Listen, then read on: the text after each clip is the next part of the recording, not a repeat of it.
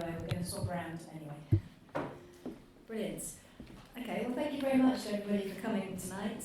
I think quite a few of you came to last week's panel, which is great. And tonight the theme is transport.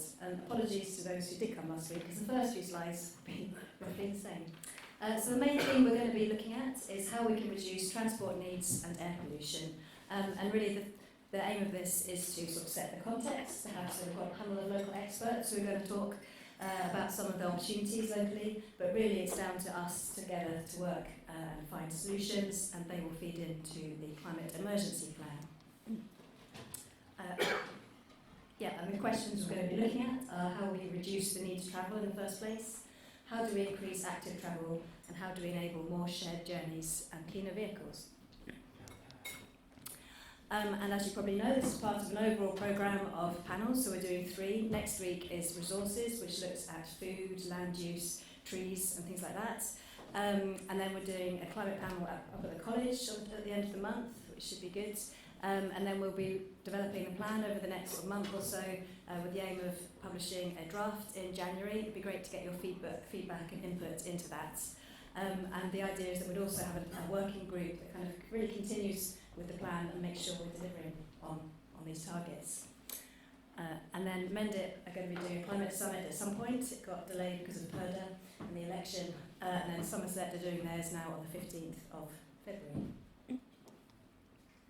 And on our panel today, we've got myself, Sam, who's the director of Love to Ride, who's going to be talking more about that in a minute, Nat Taplin, director of Good Journey, Jez and Dom, I've completely made up, a business name for them. That's a good one. I thought that was what they were called.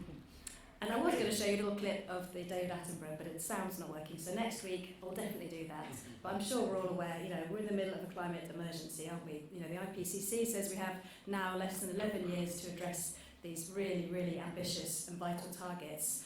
But the good news is that, there's starting to be so much more awareness now, which is brilliant. And there's so many benefits to taking all these actions, and particularly around transport. Air pollution kills at least 40,000 people, isn't it, a year prematurely, much more than that. It has massive, massive impacts locally as well. There are areas in Frome that are almost in breach of European regulations for air quality. There's high levels of asthma and other issues. So, switching to clean energy, to clean transport, being more active, really will make a massive difference to all of us. And in terms of the footprint, Mendip have started looking, because they've also declared a climate emergency, as have Somerset.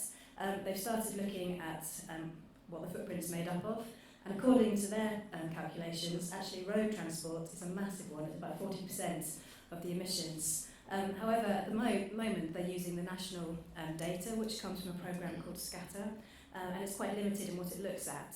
If you look at the more holistic footprints, actually things like food and drink are a massive impact. And currently, the Mendip, the national footprinting stuff doesn't really look at those aspects.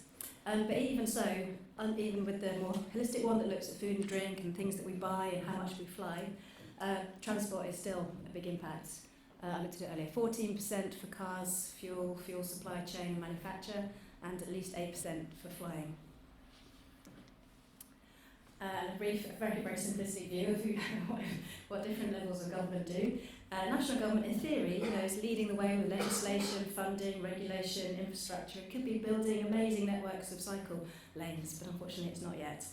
Somerset are in charge of highways, school buildings, and things like the pension fund. Somerset are really quite key in terms of transport, and when we get lots of inquiries about parking and things like cycle routes, actually, Somerset are key to that.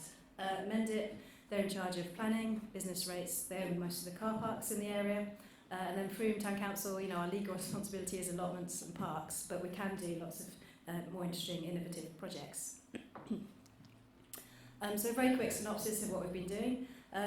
We have, over the last couple of years, we developed a sustainable transport strategy, which is on our website, which kind of looks at what all the different levels, what needs to happen at different levels to reach or to reduce the impact of transport. We also have the annual School Active Travel Challenge, which Emma, which I saw here somewhere, and Helen have been managing the last few years, which has been brilliant. Over 2,000 students taking part, and every year the amounts that the schools are being active on average has been increasing, which has been great. There's a really good film on the website if you want to look at that. We've got 2 electric bikes available for hire. There's some leaflets about that at the back.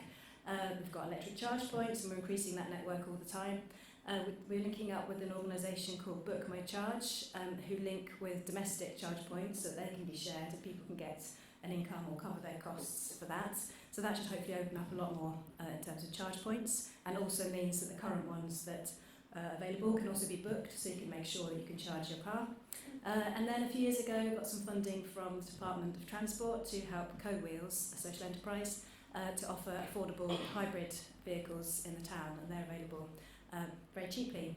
And again, there's leaflets at the back. We found that on average, one car club vehicle like that displaces about 10 privately owned vehicles. So it does, somewhere like Frome, you quite often need a car because the transport links, unfortunately, aren't quite there yet. But, in a family, for example, it means if you need a second car, you can use that instead. So we have found it's had quite a big impact. And then finally, we set up Frome Community Cars, which is a network of volunteer drivers who pick up people that need lifts into town, into medical centre, for example, and perhaps there's more we could do on that in terms of using electric vehicles and car sharing and things like that. So it'd be great to hear your ideas. And I'll pass over to Sam.